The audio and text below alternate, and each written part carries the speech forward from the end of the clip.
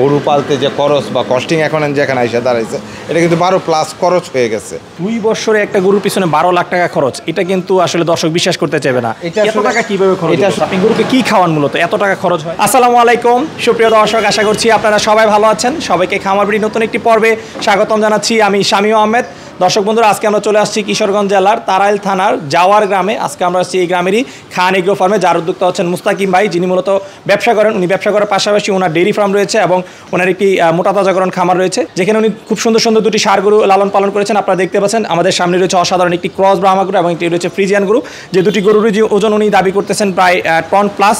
আজকে আমরা আপনাদেরকে এই সুন্দর দুটি গরু দেখাবো এবং এই গরু দুটি লালন পালন সহ আমরা আপনাদেরকে বিস্তারিত জানাবো। এবং ভাই কিন্তু গরু দুটি খুবই যত্ন সহকারে লালন পালন করতেছেন এবং ভাইয়ের খরচ শুনে কিন্তু রীতিমতো আমি বেশ অবাক হয়ে গেছি। ভাই কিন্তু এক একটা গরুর পিছনে প্রায় মাসে 45,000 টাকার মতো খরচ করতেছেন। তো আসলে ভাই কী ধরনের খাবার দাবার দিয়ে এই গরু দুটি লালন পালন করতেছেন সেই সম্পর্কে আমরা আপনাদেরকে জানাবো, এবং এই গরু দুটির দাম আসন্ন 2024 কুরবানিতে বিক্রির জন্য কত টাকা চাচ্ছেন সেই সম্পর্কে জানাবো। তো চলুন আমরা কথা বলি প্রান্তিক খামারি মুস্তাকিম ভাইয়ের সাথে এবং আপনাদেরকে প্রান্তিক খামার যে সুন্দর সুন্দর দুটি গরু রয়েছে সেই গরু দুটি সম্পর্কে বিস্তারিত জানাই। আসসালামু আলাইকুম ভাই। ওয়ালাইকুম আসসালাম ভাই, কেমন আছেন? জি আলহামদুলিল্লাহ, আলহামদুলিল্লাহ ভালো আছি। ভাই কি নাম আপনার?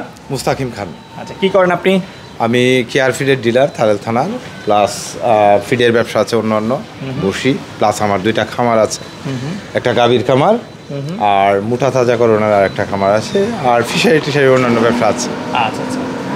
মোটা তাজাকরণের কয়টা গরু রয়েছে টোটাল? মোটা তাজাকরণের এখন বর্তমানে আমার বড় গরু আছে 2টা। আচ্ছা। আর এমনি ছোট গরু আছে, তো বড় এখন এই 2টাই আছে আমাদের। আচ্ছা, আপনার খামারে তো এই 2টাই বড় গরু? এই 2টাই এখন বর্তমানে। আচ্ছা আচ্ছা। এই যেখানে যে 2টা গরু দেখতে পাচ্ছি, কোনটা কোন জাতের গরু? এটা ব্রাহ্মা ক্রস। আচ্ছা। আর ওইটা হলস্টাইন ফ্রিজিয়ান। ব্রাহ্মা ক্রস? জি, ক্রস ব্রাহ্মা। আচ্ছা আচ্ছা। এই গরুটার বয়স কয় দাঁত? এটা 2 দাঁত বয়স এখন। মাত্র 2 দাঁত? 2 দাঁত। যাক মাশাআল্লাহ, তাহলে তো 2 দাঁতে বেশ বড় হয়ে গেছে। হ্যাঁ, অনেকটাই বড় হয়ে আসছে। তো ভাই, গরুটা কয় বছর ধরে পালন করতেছেন আপনি? এটা আমি পালন করছি 2 বছর যাবত। 2 বছর? জি। আচ্ছা আচ্ছা। আপনি কি এটা কি আপনার গাভীর গরুর বাচ্চা না সংগ্রহ করা? না, এটা সংগ্রহ করা ছিল। সংগ্রহ করা ছিল? যখন সংগ্রহ করেছিলেন তখন এটার বয়স কেমন ছিল? এটা 7 মাস বয়স ছিল। 7 মাস? 7 মাস। আচ্ছা। এই যে আপনি এটা সংগ্রহ করেছেন এবং বলতেছেন ব্রাহ্মা, এটা আপনি নিশ্চিত হয়েছিলেন কিভাবে যেটা যে ব্রাহ্মা ক্রস একটা এটা বাচ্চা ছিল? আসলে যারা পশু হসপিটালে যারা আছে, ভেটেরিনারি সার্জন আছে, ওনারা যখন আসলেন ওনারা ওটার ক্যাটাগরি দেখেই বললেন যে এটা ব্রাহ্মা ক্রস। আচ্ছা আচ্ছা। আপনার সংগ্রহ করা ছিল কোথা থেকে? আমার সংগ্রহ করা ছিল আমার এলাকারই। এটা বীজ যারা দিছিল 100% বীজ দিছিল ব্রাহ্মার, ওই গাভী থেকে সংগ্রহ করা, আমার এলাকার গাভী। আচ্ছা আচ্ছা। সেই সূত্রে আপনি নিশ্চিত হয়েছেন যে এটা ব্রাহ্মা ক্রস? ব্রাহ্মা ক্রস। আচ্ছা। যখন সংগ্রহ করেছেন তখন বয়স ছিল 7 মাস? 7 মাস। আচ্ছা। তখন এটার গঠন কিরকম ছিল? এটা বেশ বড় সড়ো ছিল, বাট স্বাস্থ্য ছিল না ওইরকম, কিন্তু বাছুরটা অনেক বড় সড়ো ছিল, দেখে আমার খুবই ভালো লাগলো, তখনই সাথে সাথে নিয়ে আসলাম।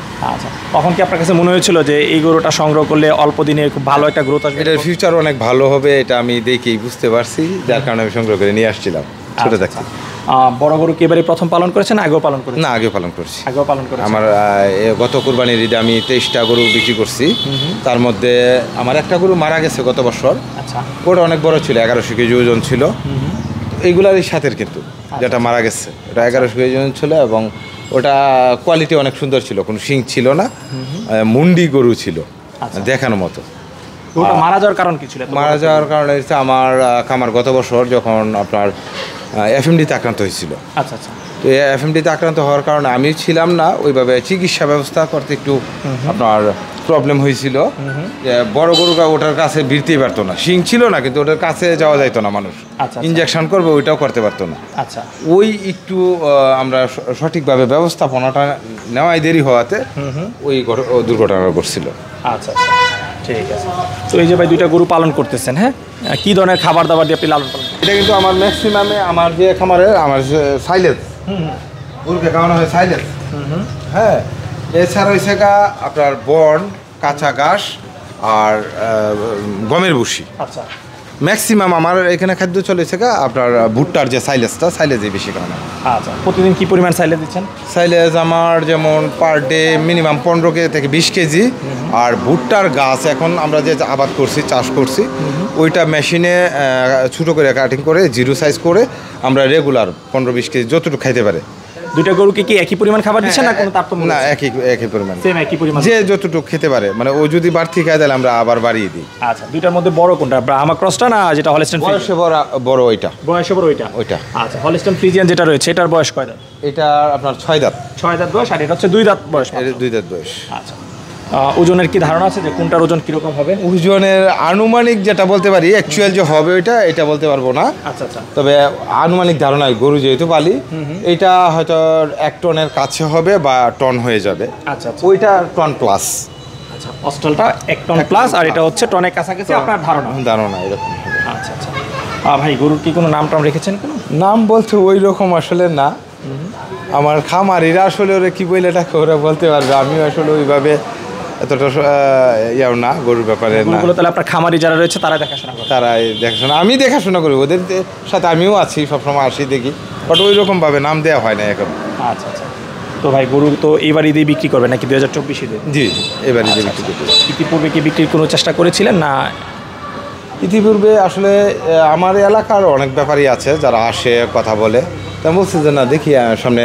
আমার একটা চিন্তা ছিল যে যদি ঢাকায় বড় যে খামারগুলো আছে, এগুলো খামারি, ওনাদের হাতে তুলে দেওয়া, আসলে আমাদের এই ধরনের একটা গরু যদি ওনাদের হাতে তুলে দিতে পারি, নিজের কাছেও ভালো লাগবে যে একটা বড় জায়গায় একটা গরু দিতে পারছি।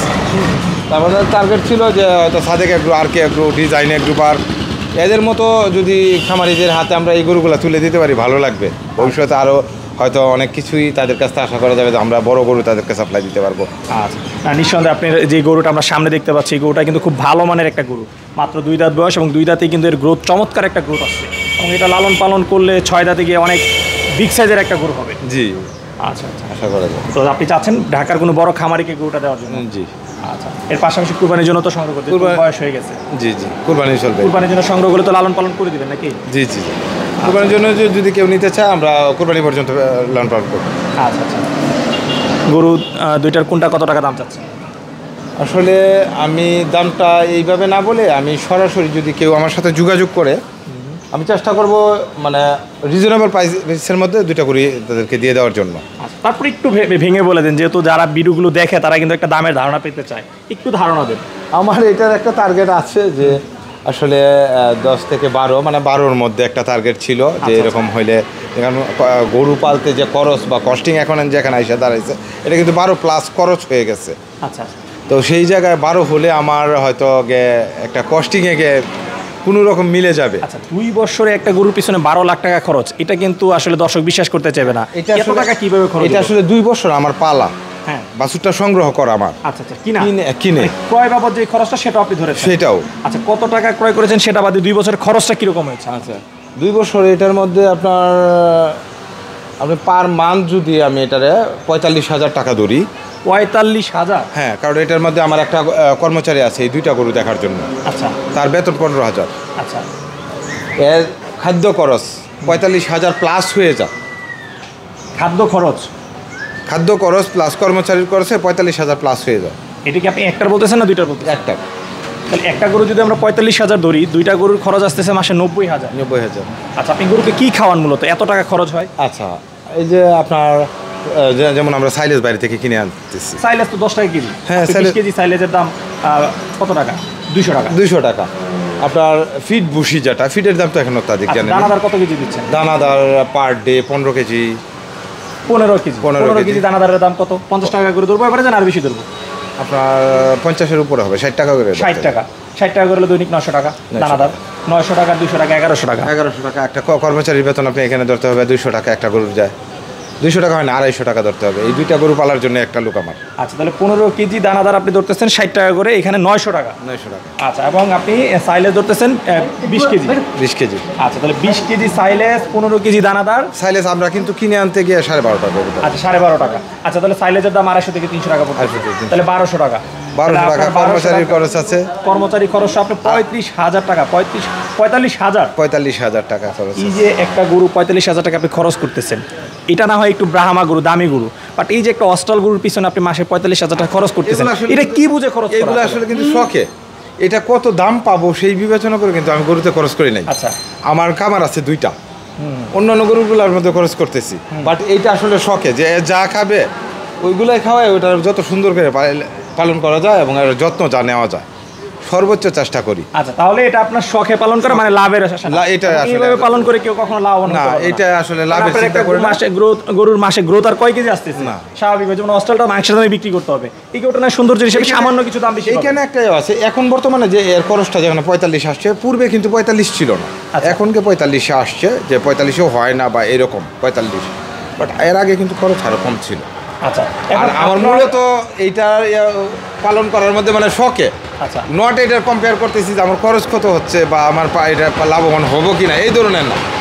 এত একটা সুন্দর গরু, নিজের কাছে ভালো লাগে, ওরে যা খাইতেছে তাই খাওয়াই, যত খরচ করার ইচ্ছা তাই করি ওটা। আচ্ছা ভাই, প্রথম এক বছর কিরকম টাকা খরচ গেছে? 45,000 না এরকম 30-35,000? না, প্রথম তো আমার এই দুইটা আর একটু কম গেছে, 30-35,000 বা আর একটু কম। তাহলে আপনার এই গরুটার পিছনে যদি আমরা ধরি, আপনার এই ব্রাহ্মা গরুটার পিছনে খরচ গিয়েছে প্রায় 2 বছরে এভারেজে 8-10 লাখ টাকা। 8-10 লাখ টাকা খরচ। আচ্ছা, এবং আপনার ক্রয় বাবদ একটা খরচ আছে, সেই হিসাবে আপনি এখন চাচ্ছেন 10-12 লাখ, তাহলে তো আপনি এই গরু বিক্রি করলে আপনার খরচও উঠবে না। না, এটা আসলে আমার একটা টার্গেট, যে এটা হইলে আমার যে কষ্টটা হয়েছে সেই কষ্টটা উঠে আসে, হয়তো লাভ এইরকমভাবে বলতে পারবো না, বাট এটার যদি বাজার মূল্য বা এখন বর্তমানে যে প্রায় রিজনেবল প্রাইসে যদি এটা আমরা একটা ভালো দামে বেচতে পারি, সেটা আশা করবো। আমি আসলে আপনার ইউটিউবে এখন বলবো যে এটা আমি 15 লক্ষ 20 লক্ষ টাকা চাই, দেখা যাবে আমাকে রেসপন্সই করলো না, আমার কথা আমি এটা ছেড়ে দিব। এটা এখন ছাড়ার মতো বয়স হয়ে গেছে, কারণ আমাকে যতই হয় হয়তো কম বেশ করে হলে ছেড়ে মাত্র দিতে তো দুই দাঁতে তো আসলে ছাড়ার মতো বয়স হচ্ছে না। আসলে আমার মূলত হয়েছে গাভীর খামার। আচ্ছা আচ্ছা, এটার মধ্যে আমাকে একটা লুক সারাদিন থাকতে হয়। এটার এখন গরুর গ্রোথেও অনেক বড় হয়ে গেছে, এটা মেনটেন্স করতে কিন্তু অনেক প্রবলেম হয়। আচ্ছা আচ্ছা, সেই ক্ষেত্রে আমিও এখন ব্যবসায়িক অন্য ঝামেলার কারণে আমি কিন্তু পুরোপুরি সময় দিতে পারি না বা ওইভাবে দেখতে পারি না। এত বড় বড় গরু কিন্তু খামারে থাকা একটা নিজের কাছে একটা ইনসিকিউর মনে হয়। আচ্ছা আচ্ছা, যে এত বড় টনের উপর এক একটা গরু যদি খামারে থাকে, একটা নিজের ইনসিকিউর ফিল হয়, যার কারণে আমি এটা ছেড়ে দিয়ে যাচ্ছি। আচ্ছা ভাইজান, এই যে আপনি একটা খরচের হিসাব দিলেন যে 45,000 টাকা, ঢাকার বড় বড় যে খামার, আপনি বেশ কয়েকটা খামারের নাম বলেছেন, তারপর আপনি তাদের ভিডিও দেখেন বা তাদের খামারগুলো আপনি চিনেন, তো এই ধরনের খামারও কিন্তু আমরা যাই, তারাও কিন্তু আমাদের একটা খরচের হিসাব, তারা কিন্তু মাসে সর্বোচ্চ যে বড় গরুগুলো থাকে, বিদেশি গরু যেগুলো আমেরিকা থেকে আমদানিকৃত থাকে, থাইল্যান্ড থেকে থাকে, সেই গরুগুলোরও কিন্তু খরচের হিসাব দেয় যে মাসে 15 থেকে সর্বোচ্চ 20,000 টাকা, 15-16,000 টাকার বেশি তারাও দেয় না। বাট আপনি একজন প্রান্তিক খামারি মাসে 45,000 টাকা খরচ করে 2টা গরু পালন করতেছেন, এই বিষয়ে কিন্তু অনেক নেগেটিভ কমেন্ট করবে। তো আসলে এই বিষয়টা আসলে মানে কীভাবে ব্যাখ্যা করতে চাচ্ছেন? এটা আসলে আমি এই দুইটা গরু সম্পূর্ণ আমার সেপারেট করে রাখা হয়। আচ্ছা, জায়গা খালি ছিল, যার কারণে অন্যান্য কয়েকটা গরুর সাথে রাখি। এই দুইটা গরুর জন্য আমার একটা কর্মচারী ডিটেল, এটার মধ্যে আমার একটা লুক, এটার মধ্যে ডিটেল, এই দুইটা গরুর শুধু দেখাশোনা করে। এর যা খাদ্য চাহিদা, সম্পূর্ণ খরচ টোটাল করলে আমি প্রায় আমার এরকম 40-45,000 টাকা, যেটা পার মান্থ আমার এই দুইটা গরুর চলে যাচ্ছে।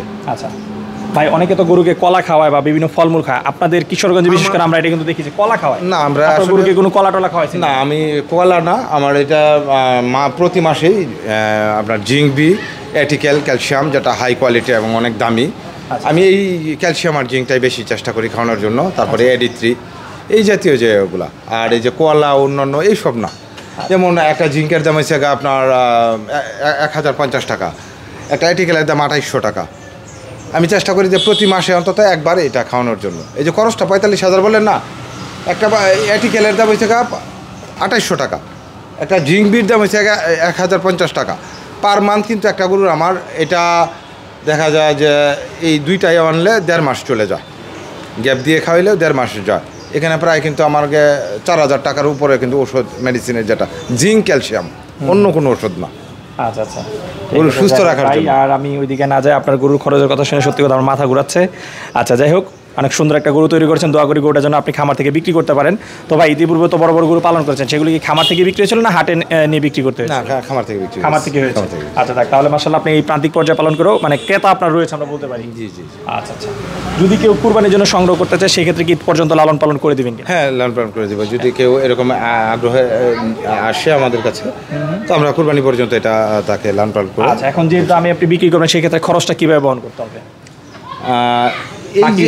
বাকি যে 2 মাস থাকবে ওইটা ওনাকে বহন করতে হবে, খরচ দিয়ে দিবে, যে দামে হবে আমরা ওটা লালন পালন করে দেবো। আচ্ছা আচ্ছা, তো ভাই, গরু দুটো যদি কেউ সংগ্রহ করতে চায়, কীভাবে আপনার কাছ থেকে সংগ্রহ করতে পারবে? আচ্ছা, আমি মুস্তাকিম খান, আমার জেলা কিশোরগঞ্জ, থানা তারাইল, গ্রামের বাড়ি জাওয়ার। তো আমার খান এগ্রো ফার্মস নামে আমার এই খামারটা আছে। আমার সাথে যোগাযোগ করতে হলে আমার মোবাইল নাম্বার 01717 860518 এই নাম্বারে সরাসরি কল করতে পারে, অথবা আমার হোয়াটসঅ্যাপ নাম্বারে যোগাযোগ করতে পারে, অথবা মেইল করতে পারে। আচ্ছা তাইজুল ভাই, আপনার সাথে কথা বলে খুবই ভালো লাগলো। দোয়া করি আসনীদের জন্য আপনার এই সুন্দর গরু দুটি বিক্রি হয়ে যায়, সেই প্রত্যাশা রেখে আজকের মতো বিদায় নিচ্ছি। ভালো থাকবেন ইনশাল্লাহ। আসসালামু আলাইকুম, আপনি ভালো থাকবেন। ওয়ালাইকুম আসসালাম।